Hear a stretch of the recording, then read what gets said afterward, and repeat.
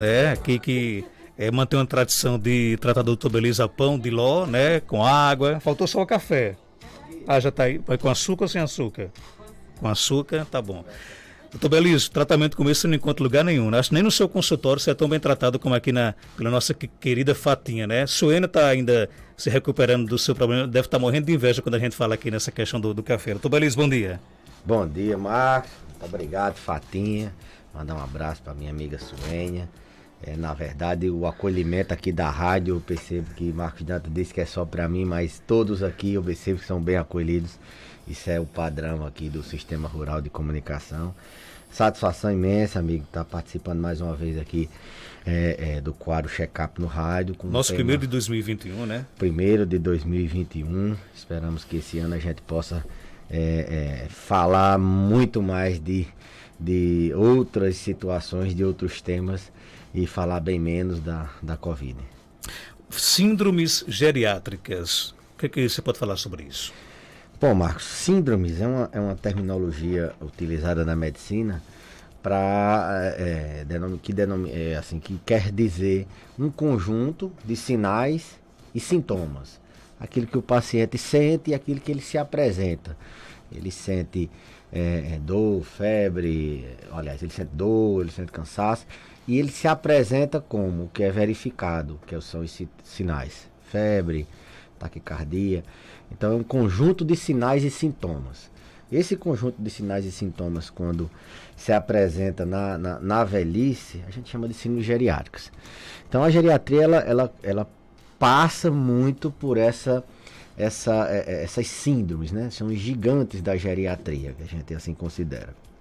A gente, na medicina do adulto, na clínica médica, a gente vê síndromes, mas são mais doenças, né?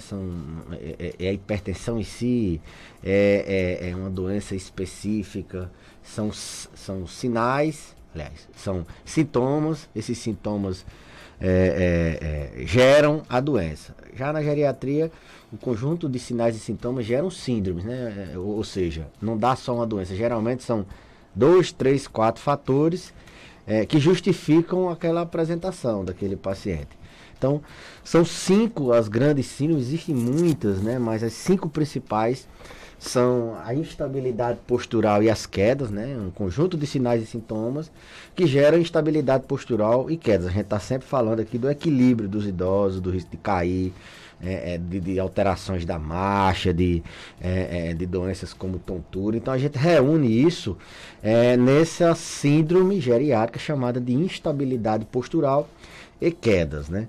A gente também tem até tem um mnemônico que utilizamos muito quando estamos estudando a geriatria, ou mesmo quando a gente está dando aula para os alunos, são as síndromes geriátricas, são 5 Is, né? Os 5 Is da geriatria. Instabilidade postural é uma, insuficiência cerebral é outra, começa com I também. Quais são as síndromes? Que grande síndrome é essa da insuficiência cerebral? Na geriatria a gente lida muito com demência, com delírio e com depressão, né? A gente, nessa insuficiência cerebral, a gente sabe que o envelhecimento ele cursa naturalmente, ele geral, generalizado, embora ele seja heterogêneo de pessoa para pessoa. Uma pessoa envelhece de uma forma, outra envelhece de outra. Os órgãos eles envelhecem também de maneira diferente. A pele, por exemplo, ela tem uma forma de envelhecimento a depender da exposição solar. E o cérebro, ele também envelhece a depender também de como a gente estimulou ele, de como a gente tratou ele em termos de estresse. Então, a reserva mental, ela envelhece, o cérebro, ele envelhece também. Então, em virtude do envelhecimento, a gente tem o cérebro podendo manifestar essa síndrome da insuficiência cerebral. Então, a geriatria trata muito com depressão, a geriatria trata muito com idosos que têm aquelas desorientações de uma hora para outra, que a gente chama de delírio, que é uma alteração aguda, e trata muito demência. A gente, vez por outra, está falando aqui da demência de Alzheimer, da demência vascular e de outras demências. Uma terceira síndrome, Marcos Dantas, a síndrome da incontinência, né? Tanto a incontinência urinária como a incontinência fecal. Muito comum, muito mais prevalente a gente encontrar nos idosos a perda de urina involuntária. Sem querer, ele perde xixi. É a bexiga frouxa, né? As mulheres, isso é mais comum nas mulheres. Ela tende a perder urina quando tosse, quando espirra, principalmente aquelas mulheres que tiveram muitos filhos. Ou ela tem uma urgência miccional, ela vai no banheiro, assim que dá vontade ela tem que ir logo. Isso é um fator que ele já se entrelaça com outra síndrome, que é a questão da instabilidade postural. Se é um idoso com risco de queda, a gente tem que ter muito cuidado nessa incontinência urinária, porque ele pode, nessa ida ao banheiro vexado, ele cair. Então já entra uma coisa com a outra. Então os pacientes do sexo masculino, eles têm problemas de próstata, e assim eles também têm muita incontinência, tanto eles quando não são operados, como também os que são submetidos à cirurgia, às vezes eles evoluem com a incontinência urinária. E a fecal também, o idoso ele perde massa muscular quando envelhece. O esfíncter anal também, ele começa a perder massa muscular, ele começa a perder tonicidade. Então há uma tendência a eles terem menos pressão no esfíncter anal, e eles tendem alguns tendem a evoluir com incontinência fecal. Eles perdem fezes, eles fica mais fácil de perder fezes com o mínimo esforço, ou mesmo aqueles acamados que perdem total. Então eles tendem a perder involuntariamente tanto xixi como fezes. Então, instabilidade postural, insuficiência cerebral, incontinência urinária. Imobilidade, né, que é uma síndrome que todo mundo não quer chegar, que é aquela paciente acamado, ele passou pela fragilidade, a lentificação dos movimentos, perda de peso, foi ficando mais lentificado, ficou em cima de uma cama, e aí nessa situação ele tem toda uma característica própria, tem toda uma fisiopatologia, todo um conjunto de sinais e sintomas, que a gente vai abordar risco de se engasgar, vai abordar úlceras na pele, ferimentos pelo fato de estar acamada, a gente vai abordar a rigidez articular, vai abordar o risco nutricional. Muita gente pensa que esse paciente tem que comer menos, ele tem que comer, na verdade é mais. Então o acamado a gente chama de síndrome de mobilidade. E por último, a síndrome da iatrogenia. É muito comum os idosos tomarem muitos medicamentos. Consequentemente, eles têm mais risco de reações adversas a medicamentos. Então, a gente está sempre revisando a prescrição do paciente, se aquele remédio realmente ainda é necessário, por quanto tempo, se a gente não pode suspender. A iatrogenia, essa é medicamentosa, mas existem outras iatrogenias, por exemplo, de omissão. Você não prescrever um medicamento é tão grave quanto você prescrever errado. Então, um paciente que infarta, por exemplo, você não prescrever um AS para ele, você está sendo tão iatrogênico como você prescrever um medicamento para alguma coisa de maneira errada. Então, a gente tem todo esse cuidado. É uma área, um gigante da geriatria, está sempre lidando com essa questão de medicamentos. Medicamentos são grandes causas de problemas nos idosos. Existem outros, classicamente vai ser 5, mas existem outros. A síndrome de insuficiência familiar, a gente aborda também aqueles pacientes que a família simplesmente só trazem para consulta, ninguém conversa com ele, se ele adoecer, ninguém sabe com quem ele vai ficar, se ele tem alguém por ele. Então, quem é que dá o remédio, quem é que alimenta ele. Então, essa questão de insuficiência familiar é importante, porque senão ele não adere ao tratamento. Enfim, são por esses caminhos que perpassam a avaliação, que a gente chama de avaliação global, avaliação geral do paciente idoso. A gente não é assim, o paciente, eu estou sentindo isso e eu vou para o médico geriatra avaliar. Geralmente o paciente geriátrico, ele é acompanhado, né? Ele é longitudinal, ele vem para consultas de rotina, de manutenção. E nessas consultas a gente sempre avalia essa questão dessas síndromes. A gente sai, as perguntas e a investigação, a gente sai buscando esses caminhos aqui. Se ele está caindo, se a memória dele está boa, se ele está continente, os remédios que ele está tomando. A gente faz também a parte de prevenção, a vacina da pneumonia, se está fazendo atividade física, qual atividade física ele pode tomar. Então, quando a gente fala em síndrome geriátrica, que vez por outra eu falava no programa, e eu disse, eu vou tirar um dia para eu falar o que danado são essas síndromes geriátricas. São esse conjunto de sinais e sintomas gigantes da geriatria, por onde a gente caminha na avaliação global do idoso. Descobrir essas síndromes é um passo importante para se chegar a outros tipos de doenças? Exatamente. Existe método nessa avaliação, Marcos. A gente utiliza não é uma escala, um instrumento que ele assim, padronizado, é um instrumento que a gente utiliza chamado de avaliação geriátrica ampla. Ele é composto por vários itens, ele tem várias dimensões, que ele vai exatamente buscar extrair do idoso mais ou menos o que a gente encontra nessas síndromes, porque essas síndromes não são à toa, são as doenças mais frequentes no idoso. Então a gente aplica, tem um método, a gente vê, por exemplo, teste de caminhada, ele vai, caminha 3 metros, volta, a gente vê a velocidade da marcha, aí a gente já está avaliando equilíbrio, mobilidade, se ele está mais lento, a gente vê força do paciente, a gente pergunta ativamente sobre a memória, pergunta ativamente sobre a continência dele, se ele está perdendo xixi, se ele não está, se ele está defecando ou não, se ele está caindo ou não. A gente pede logo no início da consulta o teste da sacola, para ele trazer a sacola de medicamentos, e a gente vê medicamento por medicamento. Então, é através desse instrumento que ele é estruturado, ele é um método, avaliação geriátrica ampla, inclusive a gente faz laudo.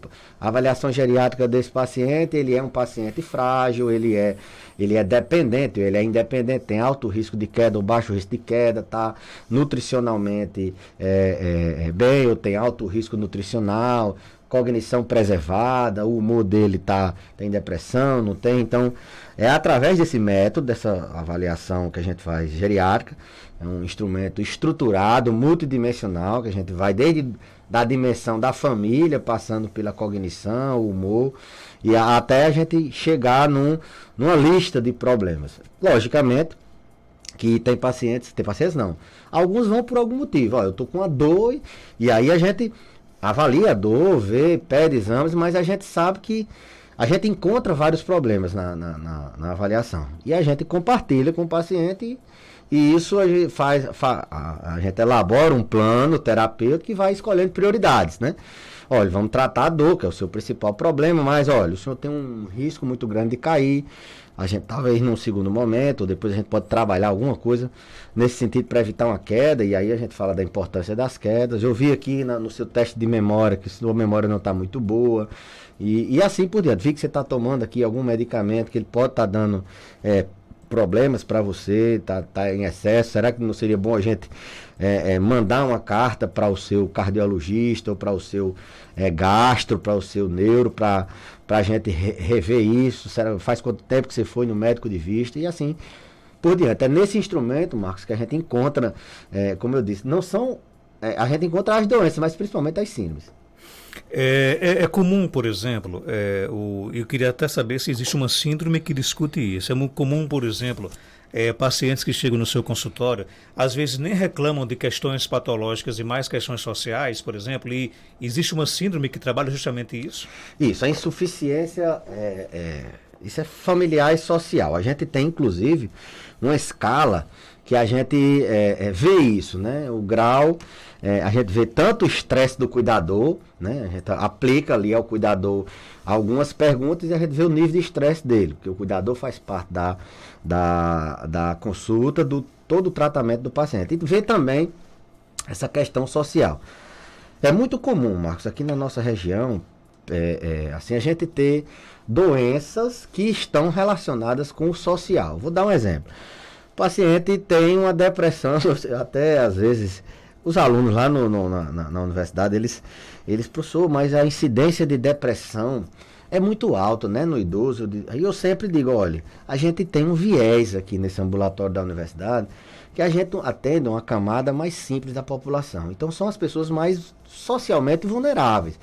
Então esses problemas sociais, eles trazem, eles são um fator de risco para a depressão. Então, eu até digo, ó, isso poderia se ter uma doença chamada depressão social. O idoso que tem um empréstimo que o filho usou para comprar droga, o idoso que o filho está desempregado, que nessa pandemia perdeu. Então, ele é a mola mestra, aquele casal é o avô, e abaixo dele tem várias pessoas, Marcos. Então, essa questão social interfere muito na saúde dos pacientes.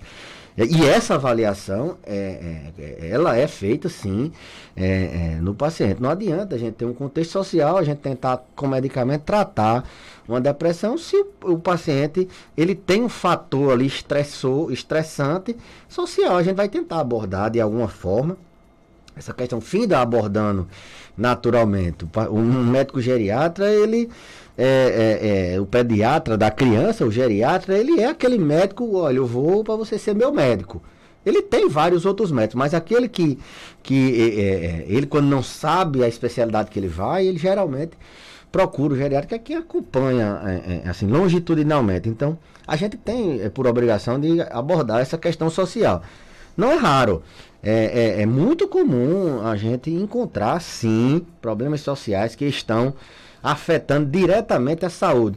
É o problema social da família, não é só de problemas de estresse, mas de não dar atenção, de não perceber que o paciente está demenciando e o paciente começa a tomar o remédio tudo errado, de não comprar uma alimentação adequada, de não facilitar um acesso ao banheiro, essa questão que eu falei da incontinência. O banheiro é longe, é fora de casa, de não querer tirar os móveis do meio da casa, da família viver brigando, irmão com irmão, filho com filho. Isso tudo, essa questão social, ela interfere. Eu achei excelente essa sua pergunta. Você, como um grande entrevistador, teve a perspicácia de perguntar isso. E, assim, é uma coisa do dia a dia, da nossa rotina, tem questões sociais interferindo na saúde do paciente, seja de acesso, seja de adoecimento do paciente, seja de foco. Ele às vezes, olha, ele sente mil e uma coisa, mas ele acha que aquilo é da velhice, ele coloca a saúde dele em segundo plano e está preocupado só com a saúde do cônjuge, ou só com a saúde de um filho. Eu tenho muitos pacientes que têm já idosos, muito idosos, que têm filhos idosos, filhos que são mais doentes do que eles, e eles precisam cuidar da saúde deles e não conseguem dar prioridade. Ele acha que tudo aquilo que ele está sentindo é normal, mas ele tem que priorizar o filho ou o irmão. Acontece o contrário também, cuidadores idosos que não se cuidam e priorizam muito mais o outro. Sempre digo que para cuidar bem, a gente precisa estar bem, ter saúde. Agora, todas essas síndromes geriátricas, elas têm cura? São, assim, na medicina, cura é uma palavra muito relativa. A gente utiliza muito isso, traz muito isso da oncologia, do câncer, né? Cura do câncer, a cura de não sei de quê. Mas cura é uma coisa que o médico, ele tenta sempre a cura. Mas se ele não consegue a cura, ele tem sempre muito o que fazer. Ele tenta trazer conforto. Já pensou, você jovem, tem um diagnóstico de diabetes? Diabetes não tem cura. Não tem. Você tem que fazer atividade física, reeducação alimentar e tomar remédio. Não tem cura. Hipertensão não tem cura. Então, a palavra cura, e são duas doenças que muito prevalentes no idoso. A palavra cura, ela tem um peso para algumas doenças e outro peso para outras. Essa impressão do paciente, a expectativa dele sobre o tratamento é muito importante também. Se ele chegar, doutor, estou aqui cheio de dor, eu sei que dor é da velhice e não tem cura, a gente tem que tentar desfazer. A gente não opera um paciente e abre a barriga dele, a cabeça, e ele não sente dor. Então, como é que a medicina não tem recurso para dor? tem recurso para dor, sim. A gente consegue analgesiar um paciente para fazer um procedimento dessa envergadura. Por que a gente não consegue analgesiar um joelho que está doendo? Existem sim procedimentos que a questão é a expectativa dele, as frustrações que ele já teve de não responder a determinados tratamentos, ou ele que convive com outras pessoas e as outras pessoas passam aquilo para ele. A expectativa do paciente é muito importante. Então a palavra cura, eu acho que em toda a medicina, ela tem um peso para cada situação. Essas síndromes todas têm tratamento. Todas têm. Você previne a queda. Tratar não é só depois que acontece, não. O paciente está ali com risco de queda, você faz uma intervenção, você ajeita a visão dele, manda ele organizar a catarata, você trata aquela tontura dele, você fortalece as pernas dele, você ajeita o ambiente dele, você evitou que ele... O impacto disso é muito grande, não é visível, mas é porque a gente tem um costume de só depois que cai fratura que vai o médico. Mas você evitou tudo isso aí, você tirou um remédio que está facilitando queda, você evitou tudo isso aí, ele não cai, ele vai viver mais com qualidade. Então, tem cura, né? A instabilidade postural, a queda. A demência, se você orientar o paciente a ter um estilo de vida saudável, estimular a mente, controlar o estresse, dormir bem, ele vai retardar, ele não vai abrir quadro de demência assim, mesmo que ele pode abrir, sim, ele tiver a genética boa. E se você detectar precocemente, é onde a gente tem mais sucesso. Ele vai passar toda a velhice dele com o diagnóstico de demência tomando medicamento sem progredir, sem estar dando trabalho, sem esquecer todo mundo, sem ficar agitado, agressivo, lógico, dependendo do tipo de demência. Você fazer intervenções no humor dele, na depressão, a irritabilidade dele. O paciente que tem depressão não adere a tratamento. Então, ele tem um problema cardíaco, ele tem depressão, ele não adere ao tratamento cardíaco, ele tem desesperança, ele acha que nada vai dar certo. Aí a questão do estigma da velhice piora. Não, é da velhice que eu não vou tomar medicamento. Então, a cura nem sempre é depois que o paciente adoece. A gente tem intervenções.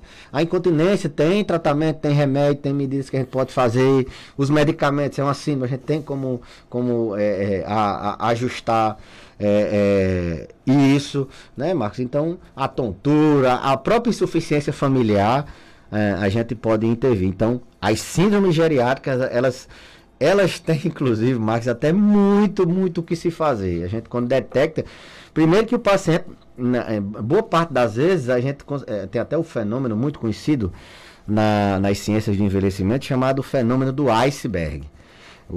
Fica aquela pontinha do iceberg fora da água e a parte maior da pedra de gelo está submersa, né? Então a gente identifica ali, o senhor tem uma queixa de perda de apetite. É o que está fora do submerso, é o que está acima do nível da água. Por baixo dessa perda de apetite, o paciente tem inúmeras coisas. Ele tem, como eu falei, depressão, ele pode ter uma arcada dentária, ainda com alguns dentes doendo, ele pode ter doença no estômago que está atrapalhando, ele não quer comer porque ele se engasga toda hora, ele pode ter uma doença mais grave, um câncer, que ele está perdendo o apetite, ele pode estar tomando um remédio que faz ele perder o apetite. Então, por trás de tudo isso tem, debaixo dessa parte que está acima da água, tem todo esse contexto que a gente vai buscar e que responde, e que assim, é responsável pelo que o paciente muitas vezes só relata, é sutil, é discreto. Então as síndromes geriátricas, elas têm muito essa questão de a ponta do iceberg mostrar só o que ele está sentindo, e por trás a gente descobre todo uma pedra de gelo, enormes, uma quantidade enorme de problemas. Doutor Belísio, eu tenho 54 anos. Antes a gente ia para o médico generalista, mas posso transferir já os meus cuidados de saúde para o geriatra? Pressão alta, colesterol, fibromialgia, dores lombares, né? É interessante? Boa pergunta. Olha, essa questão a gente não tem exclusão, né? Se eu vou para esse médico, eu não vou para aquele. Se eu vou para aquele, não. Tem Por exemplo, paciente da neurocirurgia, não vou operar a cabeça. Então, tem as especialidades. Logicamente, eu acho que ela está perguntando o médico que consegue gerenciar esse cuidado em determinada idade, né? Então, é uma fase de transição, logicamente. O médico generalista, ele sim, principalmente a medicina de família e comunidade, a gente tem uma formação muito boa, inclusive aqui a gente tem residência médica de medicina de família e comunidade, tem formação boa no país todo e muitos profissionais que estão saindo, eles são bem capazes de cuidar dessa parte do adulto jovem. 50 e poucos anos é a fase de transição. O ponto de, assim, a idade cronológica, ela é um ponto de corte para questões legais, para você saber se vai se aposentar, vai receber um benefício, você vai ter direito a isso, aquilo. Então é utilizada mais como uma forma legal. Mas o status de envelhecimento, ele depende de organismo para organismo. Tem gente que tem 70 e não tem ainda doenças da velhice, né? É um paciente idoso, embora seja idoso, e precisa de uma avaliação do idoso, de um geriatra, mas não tem status. E tem gente com 50 e poucos que já tem status de idoso, já tem uma idade não cronológica, mas uma idade fisiológica, social, já precisando. Então essa transição aí, ela é uma linha tênue, né? O próprio colega generalista, ele vai saber a hora de encaminhar para um especialista em doenças do envelhecimento. Lembrar que a geriatria, ela não é o generalista do idoso, não. É também, mas ela é uma especialidade especializada em tratar idoso, né? Tem doenças que o especialista da doença que cuida, né? É o especialista daquele determinado sistema. Mas é o especialista na pessoa idosa. Isso há uma certa dificuldade, é uma especialidade nova, esse modelo de medicina centrada na pessoa, integral, é um modelo novo, não é centrado na doença, que a gente por muito tempo assim, foi o que norteou a medicina. Isso é uma questão de que com os anos as pessoas vão se acostumando a como lidar com a sua saúde, mas de forma geral, a porta de entrada é sempre o generalista. Doutor Belísio, obrigado pela sua participação. Desde ontem, agora na Clínica Santé, é isso? Clínica Santé, ali em frente à Clínica Santana, do lado do Instituto de Olhos, da Clínica de Olhos de Dr. Humberto, na rua da UFRN, na rua da Clínica Humano, na rua da Revigora. Mandar um abraço para todos os funcionários. E lá a gente se sentiu muito bem acolhido. Agradecer a doutor Humberto, a Mariana, filha dele, a doutor Marcos Túlios, que é o esposo de Mariana, são os diretores lá e nos acolheram muito bem. Estamos nos sentindo muito bem acolhidos e muito tranquilos lá nas nossas novas instalações. Então as pessoas que até uma utilidade pública para as pessoas que procuram. Lógico, hoje em dia tem muito essa questão da internet, as pessoas vão ali e já sabem, mas a localização é ali Autobras, UFRN e a Rua das Clínicas, né, em Caicó, que é Joaquim Gregório. Um abraço, são 8h02. Eu volto já após o nosso intervalo comercial com mais informações aqui no nosso